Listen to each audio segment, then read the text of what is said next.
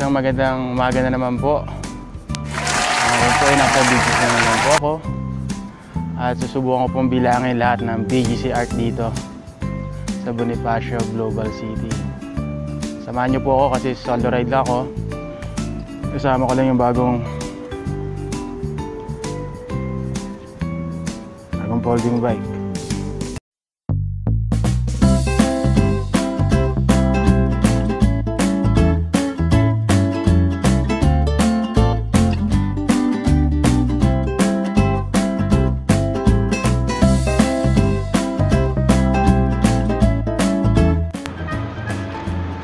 Dito tayo ngayon sa una nating BGC art. Dito sa Rizal Drive, makikita pa natin ang isa sa mga BGC art. Sa hindi kalayo ang lugar, may mga iba pang art na makikita dito sa tapat ng Mine Museum.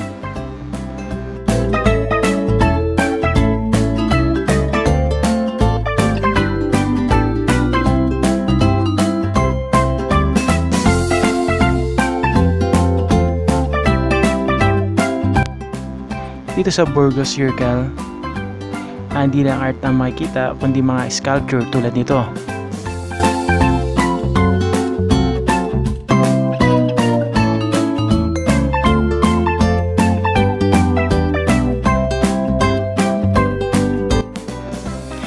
Dito nga pala sa building nito, nag-aaral ako ng second year per sem.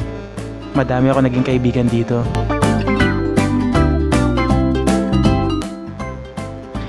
Sa di kalayuan lugar, sa Gomez Circle, makikita ang Balangay Sculpture.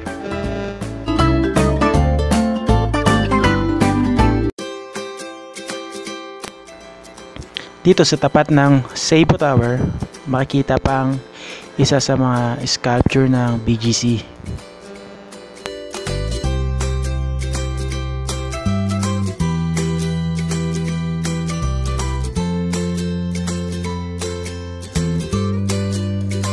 Sa BGC, napakaraming art, mga painting sa mga pader, tapos mga sculpture.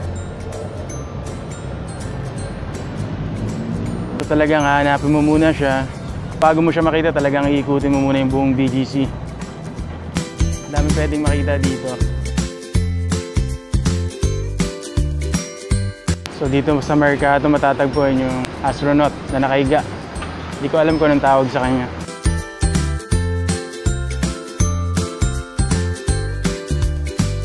Kasi merong bagong park, Sun Life Amphitheater. Kung saan makikita mo rin yung Maybank Performing Arts Theater. Kagabi dyan nag-concert si Basti sa si Rada.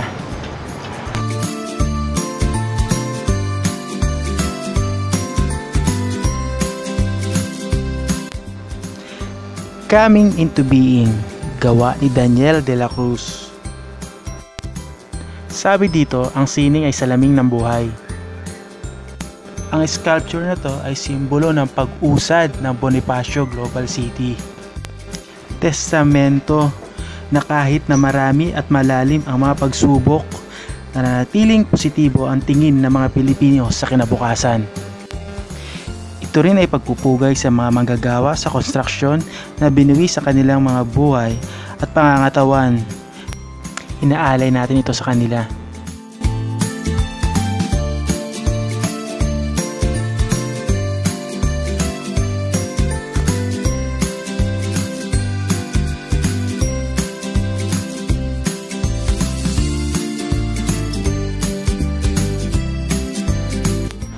Pasasalamat, gawa ni Ferdinand R. Cacniño noong 2006. Pasasalamat.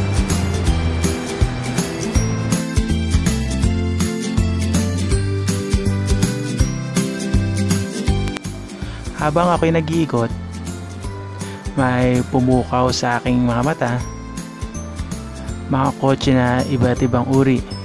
May mga luma, may mga bago. Pero isa lang masasabi ko, lahat sila magaganda. Siguro yung mga may-ari nito, may mga grupo at tuwing linggo, nakikita-kita sila. Gaya na mga siklista, May mga araw na nakikita-kita kami, pumupunta kami sa ibang lugar. So ganun din siguro sila.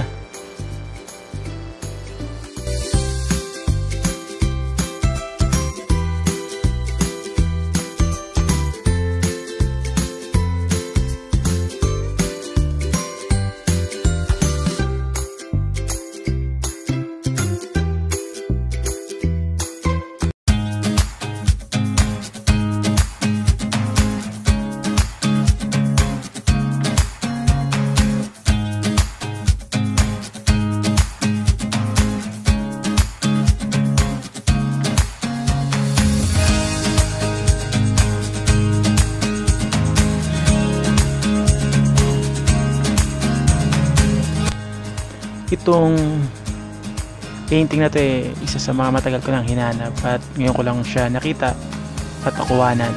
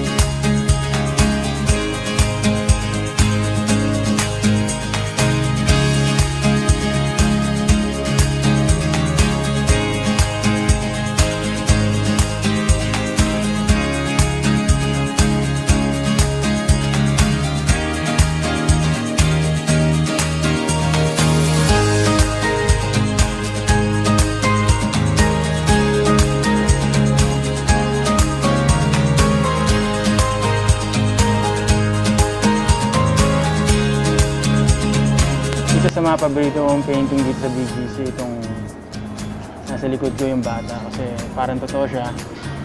Pag tumibi ka dito, para talaga nakatingin siya sa'yo. Kung sa kabila niya yung may ibon na maliit.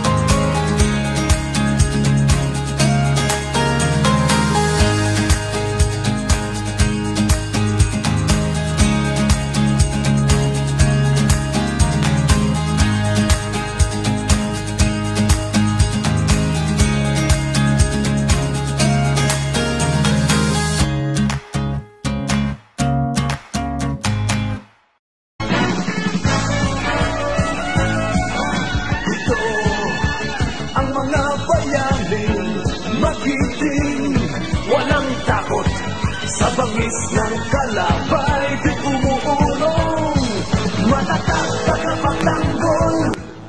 Kung meron man akong nakaligtaan daanan, comment nyo lang po sa baba para malaman ko at madaanan ko sa susunod.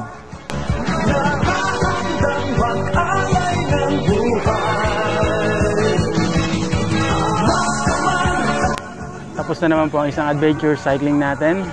Kung mapapanood mo to sa YouTube, kung sana kalimutan mag-subscribe. Sa Facebook naman, sana bigyan mo po akong like. So hanggang sa susunod na lang. Apir tayo.